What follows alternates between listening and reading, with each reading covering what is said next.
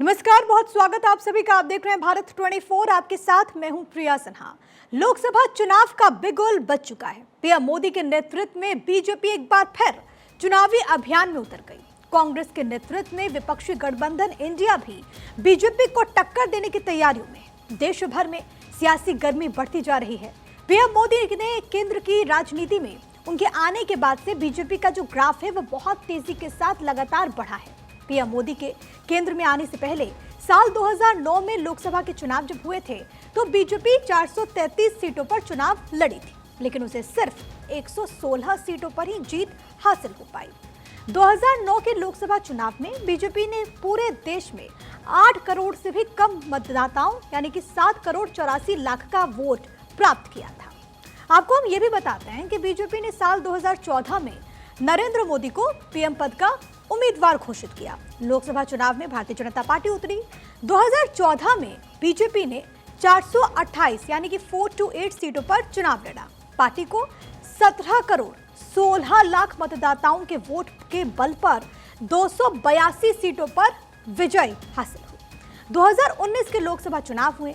इसमें बीजेपी के मतदाता जनाधार में बम्पर बढ़ोतरी हुई और पार्टी को 2014 के 17 करोड़ 16 लाख मतों की तुलना में 2019 में 22 करोड़ 90 लाख वोट हासिल हुए।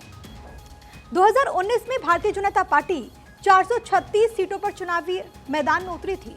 उसे 303 सीटों पर इस दौरान जीत मिली। इसी आंकड़े के साथ नजर विपक्ष पर भी हम डालते हैं कि उनकी परफॉर्मेंस कैसी रही थी। पिछले लोकसभा चुनाव की बात करें तो विपक्ष को कुछ खास हासिल नहीं हुआ। 1984 के बाद 2014 में पहली बार देश में बीजेपी की पूर्ण बहुमत की सरकार बनी। 2014 में बीजेपी को 283 तो 2019 में 303 सीटों पर जीत दर्ज करके विपक्षी दलों की उसने मुश्किलें बढ़ा दी। 2019 में तो बीजेपी के 105 सांसद 3 से 5 लाख तक के वोटों के मार्जिन से जीतकर संसद पहुंचे थे। विपक्ष की परफॉर्मेंस की बात करें तो विपक्ष का आंकड़ा क्या था वो भी आपकी टीवी स्क्रीन पर। 2009 में देखिए किस तरीके से विपक्ष को यहां पर उनकी परफॉर्मेंस रही। लेकिन इन्हीं परफॉर्मेंस के अगर आधार पर करें हम बात तो बीजेपी ये दावा कर रही है कि इस बार भारतीय जनता पार्टी 370 के आंकड़ों को क्रॉस करेगी। एनडीए के लिए जो आंकड़ा है वो 400 पार का है और ये नारा बीजेपी के तमाम नेता की जुबानी से आप सुन लेते हैं। कांग्रेस ये दावा कर रही है कि इस बार तो INDIA है और अलग अलग जगहों पर जिस तरीके से पार्टी काम कर रही है उसको लग रहा है कि उसको इससे एज मिलेगा, यानी कि इस चुनाव में INDIA गठबंधन बहुत मजबूती के साथ उभरेगा। लेकिन जब विपक्षी खेमे की बात करते हैं तो ये जानना बहुत ज्यादा जरूरी है कि जिन दलों के साथ इस इंडिया ब्लॉक की शुरुआत हुई थी उसमें से कई दल ऐसे हैं जिन्होंने राहें छोड़ दी। अलग अलग राज्यों में बिहार से लेकर के बंगाल तक सीट शेयरिंग को लेकर के किस तरीके से बवाल हुआ वो तस्वीरें आपने देखी। आलम तो ये हो गया कि जनता दल यूनाइटेड यानी कि नीतीश कुमार की पार्टी जिसने INDIA की एक तरीके से नींव रखी वही इससे अलग हो गई, वो एनडीए में चले गए। दूसरी तरफ ममता बनर्जी TMC की लीडर ये कह रही हैं कि भाई हमारे यहाँ तो पश्चिम बंगाल में हम अकेले चुनाव लड़ेंगे। इतना ही नहीं, उन्होंने उम्मीदवारों के नाम का ऐलान कर दिया है। लेकिन इन सब के बीच INDIA का कहना है कि ऑल इज वेल है और इस चुनाव में हम जीत हासिल करेंगे।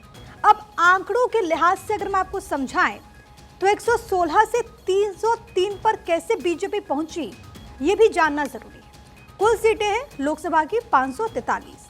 साल 2009, 2014 और 2019 के आंकड़े आपकी टीवी स्क्रीन पर। बीजेपी की जो परफॉर्मेंस रही वो ये बताती है कि पहले 2009 में 116, फिर 282 और फिर 303, यानी कि 2009, 2014 और 2019 में बीजेपी का जो ग्राफ था वो बढ़ा। इसी तरीके से कांग्रेस के अगर हम आंकड़ों पर ध्यान दें तो वो आंकड़े घटते हुए नजर आए। साल 2009 में 206, 2014 में 44, हालांकि 2019 में मामूली बढ़त 2014 के कंपैरिजन में हुआ, 52 सीटें मिली, लेकिन फिर भी बीजेपी के आंकड़ों के लिहाज से बहुत कम था। बाकी दलों की बात करें तो 221 2009 में, 2014 में 217 और 2019 में 188, ये बाकी दलों के आंकड़े हैं। अब 3 लाख मार्जिन वाली कौन कौन सी सीटें रही ये भी समझना जरूरी है। तो 2009 के आंकड़े ये बताते हैं।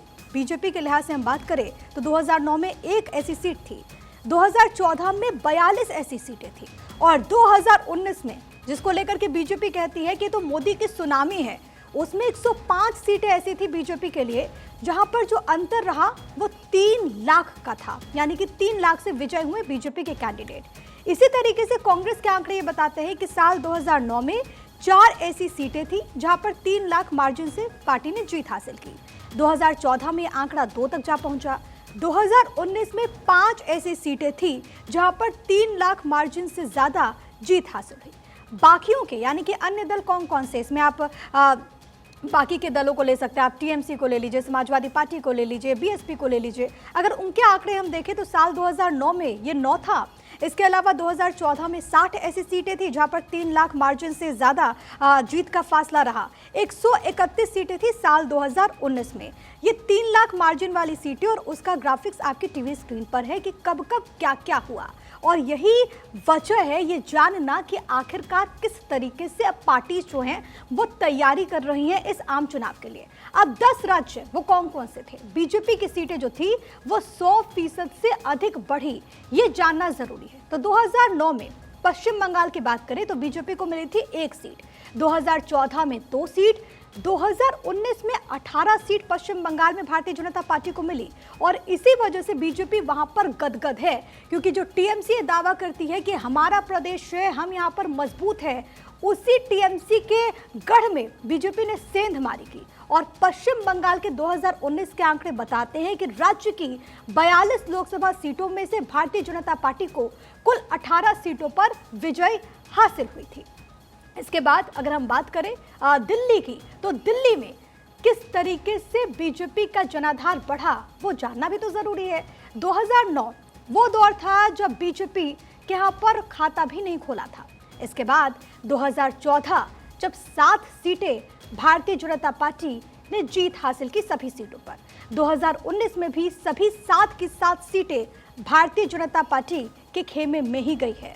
इसके बाद जो दूसरा स्टेट है वो भी आपको बता देते हैं, क्योंकि अलग अलग राज्यों का आंकड़ा जानना बहुत ज़्यादा ज़रूरी है। यूपी में, क्योंकि लोकसभा की सबसे अधिक सीटें यहीं पर है, 80 लोकसभा की सीटें हैं। 2009 में बीजेपी को यहाँ पर मिली थी कुल 80 में से 10 सीटें। 2014 में यह आंकड़ा 71 सीटों तक जा पहुंचा। 2019 आते आते बीजेपी को ये 62 सीटें यहां पर हासिल हुई। हालांकि बीजेपी कह रही है कि ये बहुत ज़्यादा गिरावट नहीं है और इसी वजह से पार्टी ने 80 का टारगेट रखा कि 80 में 80 हम जीतेंगे। आगे और राज्यों के बारे में आपको जानकारी हम देंगे, लेकिन एक बार फिर से लोकतंत्र के महापर्व की यानी कि चुनाव की और आंकड़ों के लिहाज से एक बार फिर से आपको समझाते हैं कि कैसे अलग अलग राज्यों में बीजेपी का ग्राफ बढ़ा और क्यों भारतीय जनता पार्टी इस वक्त गदगद है और 370 प्लस का नारा बुलंद कर रही है। एक बार फिर से यूपी के अगर हम आंकड़ों को देखें तो 2009, 2014 और 19 के परिणाम क्या कुछ थे वो आपकी टीवी स्क्रीन पर। 80 लोकसभा की सीटें हैं। 2009 में बीजेपी को यहां पर कुल मिली थी 10 सीटें, 2014 में 71 सीट और 2019 में 62 सीट। 520% की यहाँ पर बढ़ोतरी भारतीय जनता पार्टी ने की है। बीजेपी कह रही है कि इस बार तो 80 में 80 हम जीतेंगे। इसके बाद अगला राज्य है राजस्थान और यहाँ पर जो लोकसभा की सीटें हैं उसकी कुल संख्या है 25। 2009 में बीजेपी ने यहाँ पर 4 सीटें जीती। 2014 में सभी 25 की 25 बीजेपी के खाते में गई। 2019 में बीजेपी को मामूली यहाँ पर नुकसान हुआ क्योंकि 24 सीटें भारतीय जनता पार्टी ने यहाँ पर हासिल कर ली। 520% यहाँ पर भी बढ़ोतरी हुई। इसके बाद जो दूसरा स्टेट है वहाँ पर क्या हुआ वो भी आप समझिए। जम्मू कश्मीर की बात करते हैं, वहाँ पर भी जो आंकड़े हैं वो ये बताते हैं कि भारतीय जनता पार्टी ने बढ़त तो बनाई है।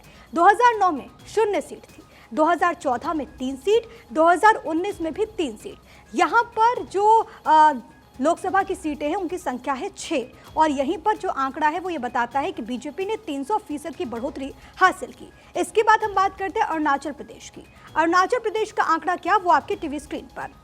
2009 में 0 सीट, 2014 में 1 और 2019 में 2 सीट, यानी कि 200% की बढ़ोतरी अरुणाचल प्रदेश में हुई। और देखिए ये अहम इसीलिए क्योंकि यहाँ पर लोकसभा की सीटें सिर्फ 2 हैं और यहाँ पर 2019 में 2 में से 2 बीजेपी ने हासिल कर ली। इसके बाद त्रिपुरा का आंकड़ा क्या है वो भी आपको हम एक बार बहुत जल्दी के साथ समझा देते हैं। ये 10 स्टेट्स ऐसे हैं जहाँ पर बीजेपी की जो सीटें हैं वो 100% से अधिक बढ़ी हैं। 2009 में 0 सीट, 2014 में 0 सीट, 2019 में भारतीय जनता पार्टी ने 2 सीट पर विजय हासिल की और इसी के साथ 2 में से 2 बीजेपी ने जीत ली। 200% की बढ़ोतरी हुई। उसके बाद असम का आंकड़ा भी आपको हम समझा देते हैं कि वहां पर बीजेपी का हाल क्या। 2009 में 4 सीटें बीजेपी के खाते में गई थी। 2014 में बीजेपी ने 7 सीटें हासिल कर ली। 2019 में आंकड़ा 9 सीट तक जा पहुंचा है। 125% बढ़ोतरी भारतीय जनता पार्टी ने हासिल की। यहां पर 14 लोकसभा की सीटें हैं जहां पर बीजेपी के आंकड़ों को हम देखें तो 2019 में भारतीय जनता पार्टी ने यहां पर जीत हासिल की थी। हालांकि असम की अगर बात करें तो असम में आप देखेंगे कि कई सारे नॉर्थ ईस्ट की अगर बात करें तो वहां पर मुद्दे अलग होते हैं, लेकिन इन सब के बीच साल दर साल हमने देखा कि बीजेपी ने अपने ग्राफ को बढ़ाया है और यही कारण है कि बीजेपी कह रही है कि इस बार पहले तो सुनामी थी लेकिन इस बार उससे भी प्रचंड जीत हासिल करेंगे। लेकिन दावे सिर्फ बीजेपी नहीं कह रही है, दावे वो भी दल कर रहे हैं जिन्होंने INDIA ब्लॉक को फॉर्म किया है। तमाम वादे, तमाम दावे, लेकिन अब आम जनता को तय करना है कि आखिरकार किसकी बातें उन तक कितनी पहुंची है। चुनाव के वक्त में जो मुद्दे उठाए जा रहे हैं, आखिरकार उन मुद्दों का किस तरीके से असर हुआ वो देखना भी महत्वपूर्ण होगा। 4 तारीख यानी कि 4 जून को तय होगा कि एक बार फिर से देश पर राज कौन करने वाला है। आखिरकार 5 सालों तक कमान जो है वो किसके हाथ में रहेगी। लेकिन उन सब के इतर एक बार फिर से हम आपको बताते हैं कि सीटों के आंकड़ों के लिहाज से कौन सा दल, कौन सी पार्टी कहां पर है। अब उन सीटों की बात करते हैं जो कि रिजर्व्ड हैं। उन सीटों पर बीजेपी हावी क्यों नजर आती है वो आप इन आंकड़ों के जरिए आप देखें। ये SC सीटों पर जो जीत हासिल हुई बीजेपी को और कांग्रेस को वो आप समझिए। ये अनुसूचित जाति के लिए जो रिजर्व सीट है 2019 में बीजेपी ने यहां पर 46 सीटों पर जीत हासिल की। इसकी तुलना में 2014 में बीजेपी ने 40 सीटें जीती थी। कांग्रेस की बात करें तो SC वर्ग के लिए जो रिजर्व सीटें हैं वहां पर 2019 में केवल 5 सीटें ऐसी थी जिस पर कांग्रेस को जीत मिली। 7 सीटों पर 2014 में उसे जीत मिली थी। TMC यानी कि तृणमूल कांग्रेस के आंकड़े ये बताते हैं कि 2019 में 5 ऐसी सीटें जो कि SC वर्ग के लिए रिजर्व थी उस पर TMC को जीत मिली। 2014 में आंकड़ा 10 था यानी कि 50% का नुकसान हुआ TMC को। बाकी के जो दल हैं उनमें आप 2019 में 23 देखेंगे और 2014 में भी 23 यानी कि कुछ ज़्यादा परिवर्तन नहीं हुआ। ये याद रखिए कि इन वर्गों पर सियासत काफ़ी ज़्यादा होती है। तमाम दल ये दावे करते हैं कि इन वर्गों के लिए वही हितकारी हैं, दूसरे दल तो सिर्फ इसका इस्तेमाल कर रहे हैं। लेकिन आंकड़े ये बताते हैं कि 2019 और 2014 के चुनाव में SC बाहुल्य जो सीट थे, जो क्षेत्र थे, उन सीटों पर भी भारतीय जनता पार्टी को एज मिला और ये आंकड़े इस बात की तस्दीक करते हैं कि कैसे ग्राफ बढ़ा। अब एक बार फिर से आपको बताते हैं कि जो ST सीट है यानी कि जो शेड्यूल्ड ट्राइब्ड है, वैसी सीटें जो कि आदिवासियों के लिए आरक्षित है, उन सीटों पर हाल क्या था। वर्ष 2019 में बीजेपी ने 31 सीटों पर जीत हासिल की। 2014 में 27 सीटों पर उसे हासिल हुई थी जीत। कांग्रेस के आंकड़े बताते हैं कि 2004 में 5 सीटों पर जीत मिली थी और 2019 में 4 यानी कि 1 सीट का उसे नुकसान हुआ। TMC के आंकड़ों में ज़्यादा उलटफेर नहीं है क्योंकि 2 सीटें उसे 2019 में भी मिली थी, 2014 में भी 2 सीटों पर उसने जीत हासिल की। जो बाकी के दल हैं उसमें 2019 में 10 सीटों पर उन्हें जीत मिली। इससे पहले 3 सीट ज़्यादा थी यानी कि 2014 के चुनाव में 13 सीटों पर जो बाकी के दल हैं उनको जीत मिली थी। ये आदिवासियों के लिए रिजर्व्ड सीट है।